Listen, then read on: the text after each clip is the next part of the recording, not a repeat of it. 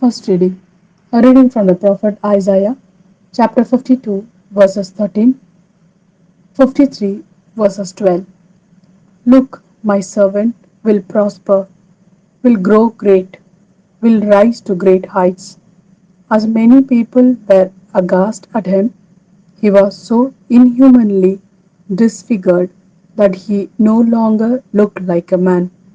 So many nations will be astonished, and kings will stay tight lipped before him, seeing what had never been told them, learning what they had not heard before. Hence, I shall give him a portion with the many, and he will share the body with the mighty, for having exposed himself to death, and for being counted as one of the rebellious, whereas he was bearing the sin of many and interceding for the rebellious. This is the word of Lord. Thanks be to God. Second reading. A reading from the letter to the Hebrews, chapter 14, verses 14 to 16, and chapter 5, verses 7 to 9. Since in Jesus, the Son of God, we have the supreme high priest who has gone through to the highest heaven, we must hold firm to our position of faith. For the high priest we have is not incapable of filling our weaknesses with us, but has been put to the test in exactly the same way as ourselves, apart from sin. Let us then have no fear in approaching the throne of grace to receive mercy and to find grace when we were in need of help. During his life on earth, he offered up prayer and entreaty with loud cries and with tears to the one who had the power to save him from death and winning a hearing by his reverence. He learned obedience, son though he was, through his sufferings. When he had been perfected, he became for all who obey him the source of eternal salvation. This is the word of Lord. Thanks be to God.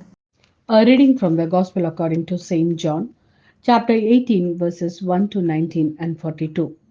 After he had said all this, Jesus left with his disciples and crossed the Kidron Valley, where there was a garden into which he went with his disciples. Judas the traitor knew the place also, since Jesus had often met his disciples there.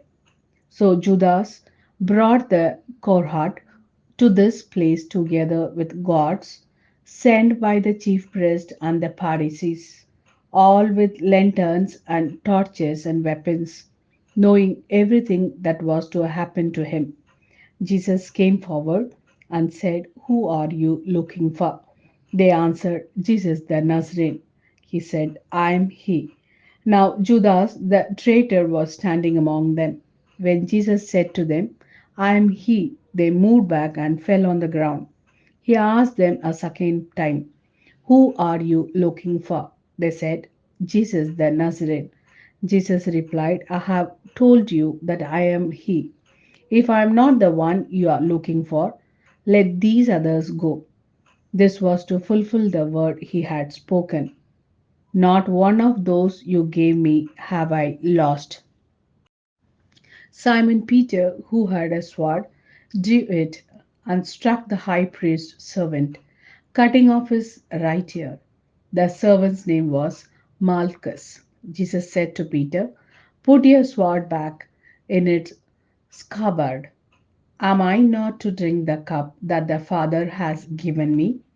The cohort and its tribune and the Jewish guards seized Jesus and bound him. They took him first to Annas, because Annas was the father in law of Caiaphas, who was high priest that year. It was Caiaphas who had counseled the Jews, "It is better for one man to die for the people." Simon Peter, with another disciple, followed Jesus. This disciple, who was known to the high priest, went with Jesus into the high priest's palace. But Peter stayed outside the door. So the other disciple, the one known to the high priest, went out. spoke to the doorkeeper, and brought Peter in. The girl on duty at the door said to Peter, "Aren't you another of that man's disciples?" He answered, "I'm not." Now it was cold, and the servants and guards had lit a charcoal fire and were standing there warming themselves. So Peter stood there too, warming himself with the others. The high priest questioned Jesus about his disciples and his teaching. Jesus answered, "I have spoken openly for all the world to hear. I have always taught in the synagogues and in the temple where all the Jews met together. I have said nothing in secret. Why ask me? Ask my hearers what I taught. They know what I said." All these words, one of the gods standing by gave Jesus a slap in the face, saying, "Is that the way you answer the high priest?" Jesus replied, "If there is some offense in what I said, point it out.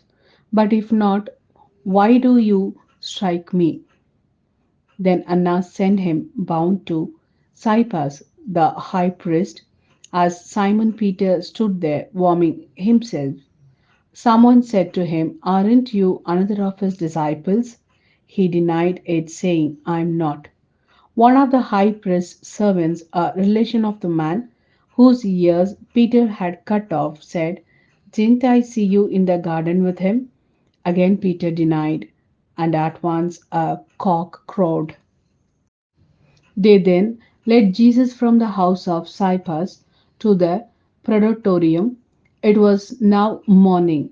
They did not go into the praetorium themselves to avoid becoming defiled and unable to eat the Passover. So Pilate came outside to them and said, "What charge do you bring against this man?" They replied, "If he were not a criminal, we should not have handed him over to you."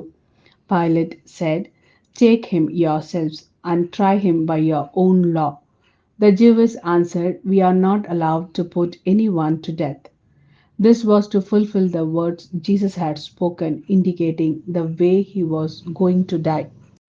So Pilate went back into the praetorium and called Jesus to him and asked him, "Are you the king of the Jews?"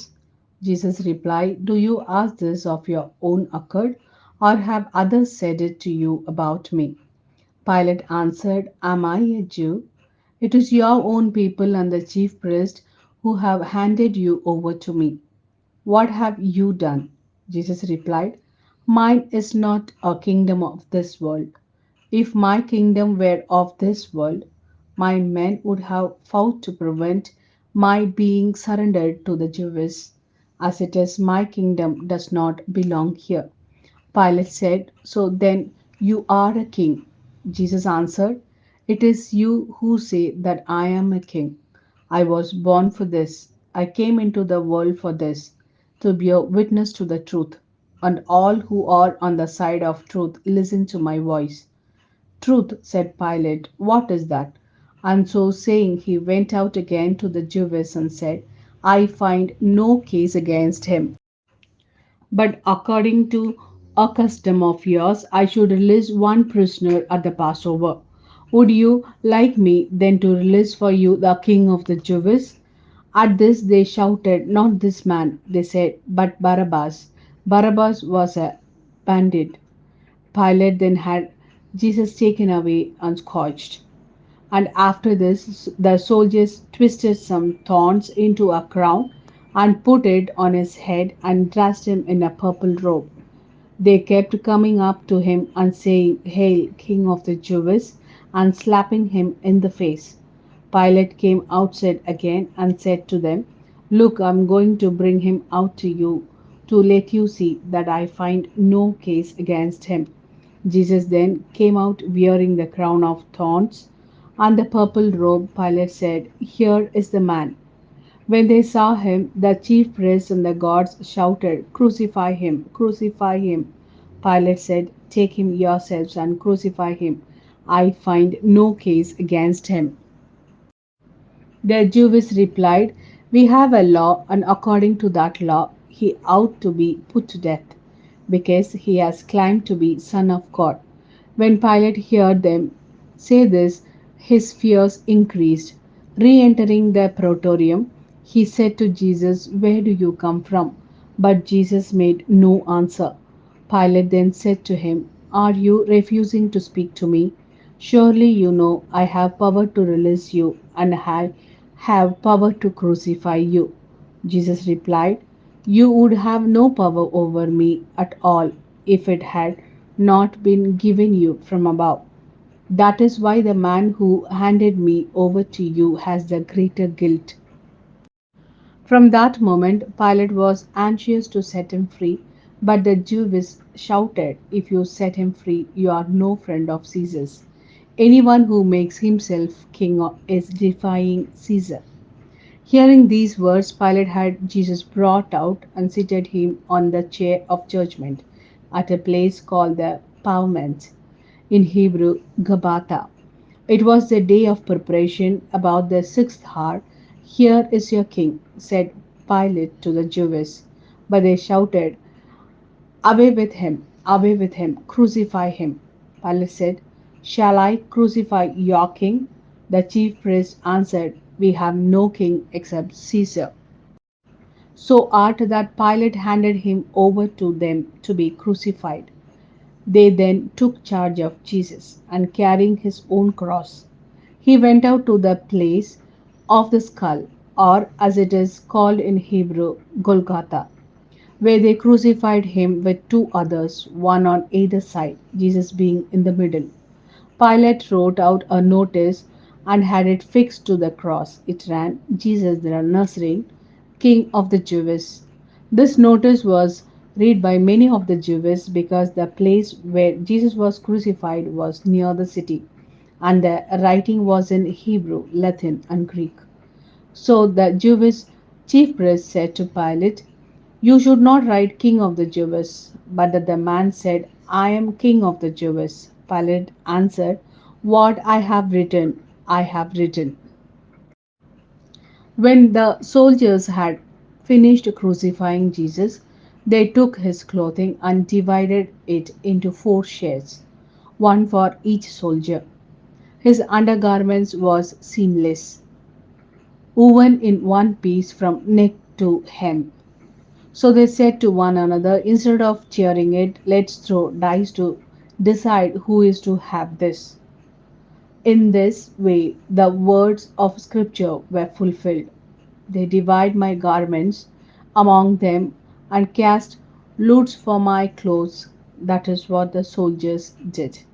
Near the cross of Jesus stood his mother and his mother's sister Mary, the wife of Clopas, and Mary of Magdala. Seeing his mother and the disciple whom he loved standing near her, Jesus said to his mother, "Woman, this is your son."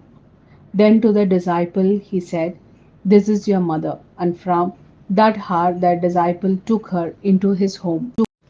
After this, Jesus knew that everything had now been completed, and so that the scripture should be completely fulfilled, he said, "I am thirsty." A jar full of sour wine stood there. So, putting a sponge soaked in the wine on a hyssop stick, they held it up to his mouth. After Jesus had taken the wine, he said, "It is fulfilled." And bowing his head, he gave up his spirit. It was the day of preparation, and to avoid the bodies remaining on the cross during the Sabbath, since that Sabbath was a day of special solemnity, the Jews asked Pilate to take the legs broken and the bodies taken away. Consequently, the soldiers came and broke the legs of the first man who had been crucified with him, and then of the other.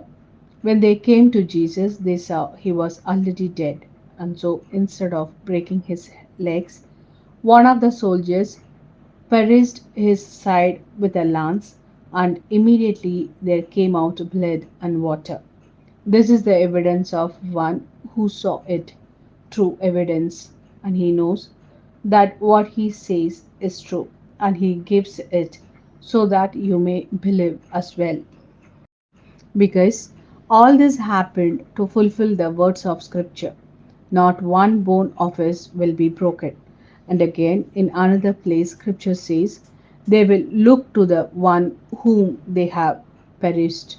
After this, Joseph of Arimathea, who was a disciple of Jesus, though a secret one, because he was afraid of the Jews, asked Pilate to let him remove the body of Jesus. Pilate gave permission, so they came and took it away. Nicodemus came as well, the same one who had first come to Jesus at night time, and he brought a mixture of myrrh and aloes weighing about 100 pounds. They took the body of Jesus and bound it in linen clothes with the spices, following the Jewish burial custom. At the place where he had been crucified, there was a garden, and in this garden a new tomb in which no one had yet been buried, since it was the Jewish day of preparation and the tomb was nearby. They laid Jesus there.